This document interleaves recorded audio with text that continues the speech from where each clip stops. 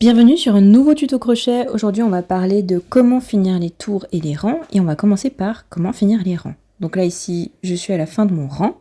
Je vais faire une maille en l'air, tourner mon travail, piquer dans la première maille serrée du rang et faire une maille serrée. Et continuer mon rang. On peut aussi d'abord tourner son travail et ensuite faire la maille en l'air, c'est égal. Et j'ai même vu certains tutos qui disaient que la maille en l'air n'était pas nécessaire. Moi je pense qu'elle donne plus de souplesse à l'ouvrage et qu'elle est nécessaire. Mais comme vous préférez. Ensuite on va parler de comment finir les tours et je vais vous parler de deux méthodes différentes.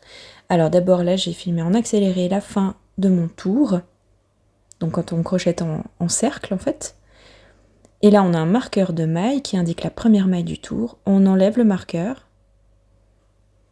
On fait notre première maille. Et on continue le tour normalement après avoir mis le marqueur dans la première maille.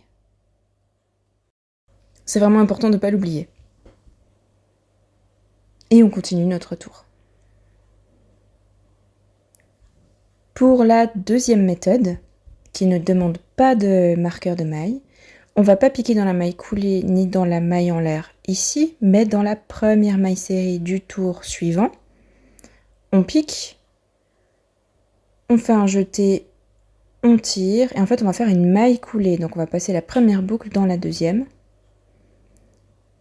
faire une maille en l'air,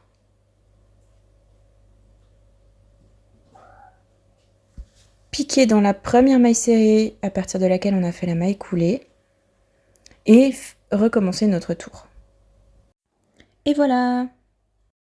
Je recommande toujours de faire la première méthode parce qu'elle ne laisse pas de marque sur l'ouvrage. La deuxième méthode ne demande pas de marqueur de maille, donc on n'a pas besoin d'y penser, mais elle laisse une espèce de petite ligne sur l'ouvrage. Donc voilà, maintenant c'est à vous de voir. Bon crochet!